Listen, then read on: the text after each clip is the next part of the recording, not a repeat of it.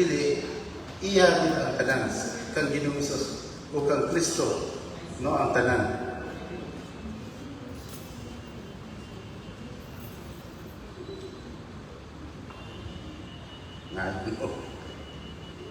Ito bagas. Tawag. Ito bagas ah. Yeah. Ang title din March 7 March 5. Ang title, His Living. Ang teksto makita sa Revelation 7 verse 17. The Lamb in the center of the throne will be their shepherd and will guide them to springs of the water of life. Mag-ampo ta, dalay ko ng salimbahon ng Diyos, nagkasalamat Lord. Nasigyapon ikaw nagigiya ka namo, nagaprotektar ka namo, na nakaabot kami din sa hospital nga safe, karon nakahimo kami sa pagtuon sa mga pulong, paghisgot sa mga butang sa imong gihimo, sabdiyang samtang ikaw aniya pa inyong kalibutan sa sinugdan, ikaw nagbuhat ka namo, o ikaw usab nagpagkamatay sa krus aron kami makaangkon sa kaluwasan. Salamat Lord kay ikaw nagtubag sa akong pag-angkon, kinta nang ipangayo sa ngalan ni Jesucristo nga manluwas. Amen. Kini siya nga sibilan sa usa ka bata, matupad dinhi, the public transportation was the main way we got around when I was a little girl. One evening, we thought we had boarded the right bus, but soon realized that we were in an area that we didn't recognize, and it was getting dark. We got off the bus and found ourselves in the dangerous part of the town. I had no idea where we were. All I could do was hang on the mom's hand and follow her lead. As we walked, we keep reciting Psalms 34 verse 7. Finally, she led us to a residential area and found a way to get us home. I had fully expected her to lead us to safety. She was my mom. Today, we discussed a picture of Jesus that was brought comfort to the countless people in distress. Those who have washed their robes and made them white in the blood of the Lamb find themselves before the throne of God, who spread His tent to a tabernacle over them.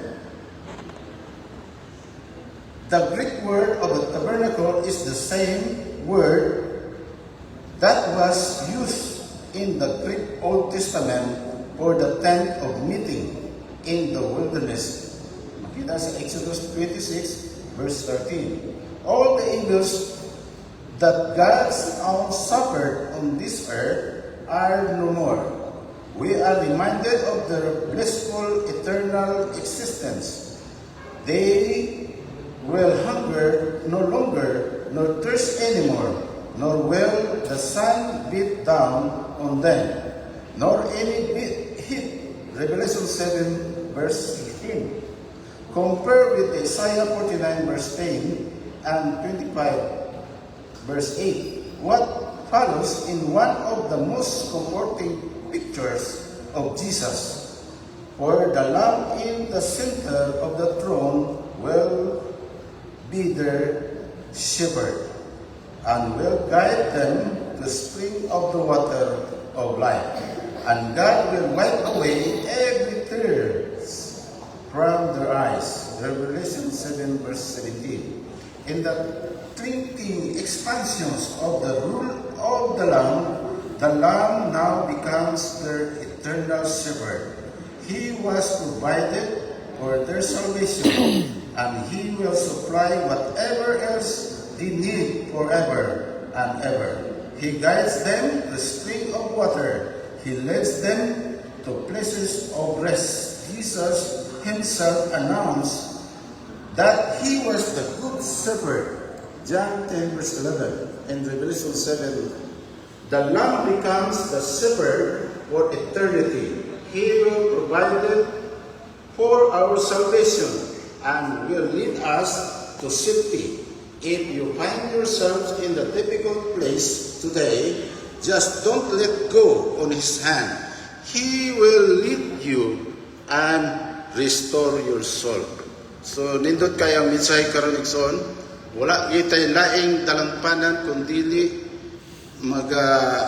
giya nato kanunay si Kristo sa atong kinabuhi.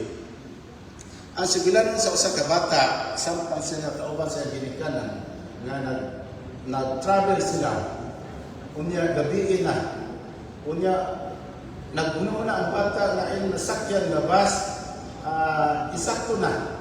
Pero naabot ang panahon na discuss ka ilang bus, unya nakalit na matay kini unya ang iyang mata niya na adunay iyang inahan na gunit sa iyang kamot, samtang sila nagalakaw, ug ang bata kanunay nag-recite o memory verse niya.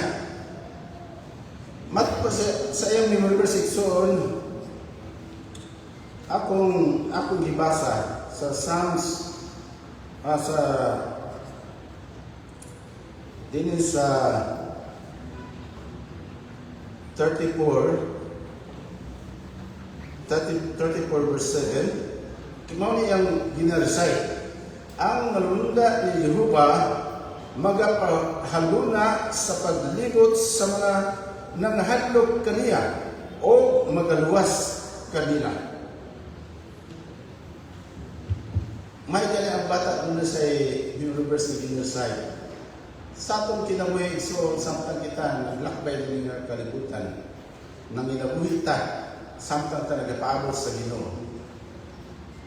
Samtang ta gaanti din sa ospital, ako ginakumpirsan sa akong kagalingon, nga nang dili magito kanunay mag-ampo sa Ginoo. Naay mga promise sa Ginoo sa balang kasulatan nga unta ato sa ginabutang sa akong nahuna. Kaya maabot ang panahon igsoon, di na magita magkabasa sa Biblia. Kasi akong ibati sa, di na kaya kong kabasa sa Biblia. Di na kaya kong gagunit sa Biblia. Talagsan lang din kayo. Kaya naanak ka sa cellphone. Kaya ang Biblia naman ko sa cellphone. Ang tanang mga memory verse, ang tanang mga promise sa Ginoo, usahay ako ginashare nga to sa mga, share na ko. Kaya nindot kayo sa basahon nga makahatag ka nato og giya kung saon nga magkinabuhi ta isip usa ka Kristohanon samtang kita nagabuhat nagatrabaho din sa Adventist Hospital Davao. Kung si Kristo niya kanunay sa atong kinabuhi, maingon ta nga dili na aduna na kitay panagiusa, aduna na kitay tanang mga makadaot kanang bitaw magawa sa akong baba puro maayo kung naa si Kristo sa atong kinabuhi.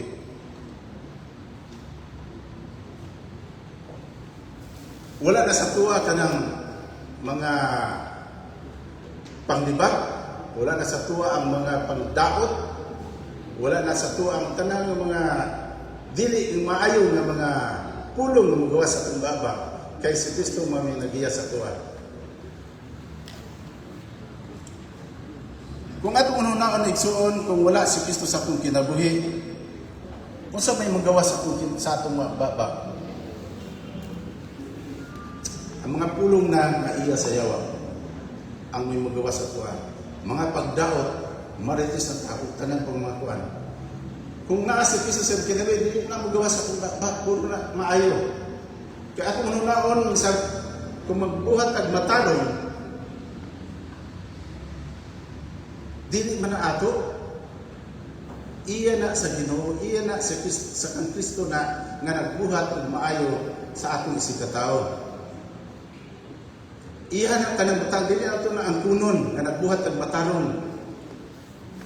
ngadto sa pulis ka tao di nato na ang punon kay kana siya gibuhat na ni Kristo para sa tuwa. Kaya kung kita magbuhat ng matalo sa atong galingon ato na siya ang punon, nag-ingon ang Ginoo sama lang sa trapo ang mga binuhat atong matarong sama lang sa trapo sa iyang tubangan. Mao na nga di nato nang punon kay kanang mga maayo na atong gibuhat iya na kang Kristo tanan nga nanginabuhi sa atong kinabuhi. Mao nagagiya sa tuwa aron kita magmanugon sa tanang mga pagsulay maabot sa atong kinabuhi. So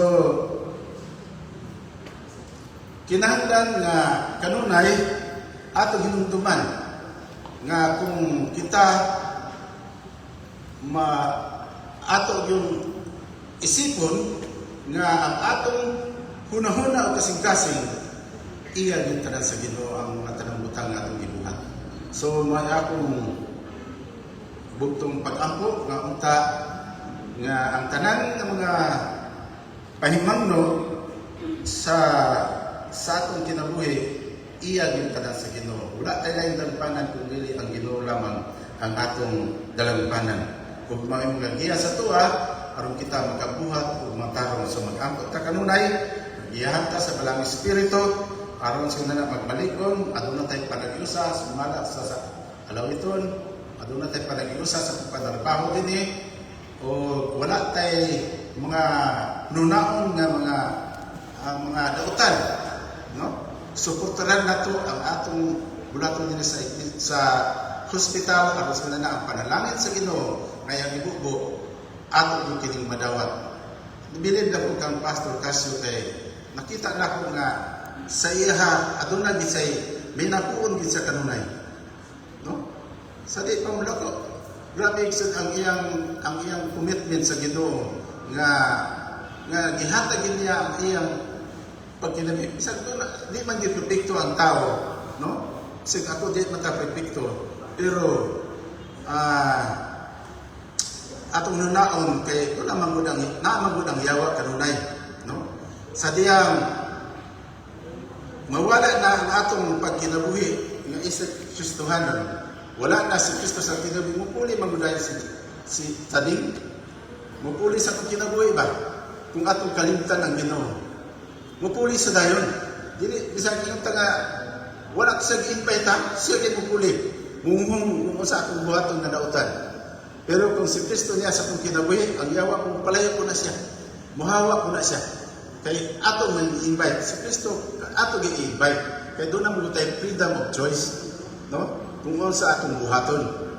Mao nang ato isalig yung tanan sa Ginoo ang tanang buhaton na to. Kaya aron sa na nagiyahan ta, magmalampuson ta, panalanginan ta sa Ginoo, o magmalampuson ang atong pagkinabuhi.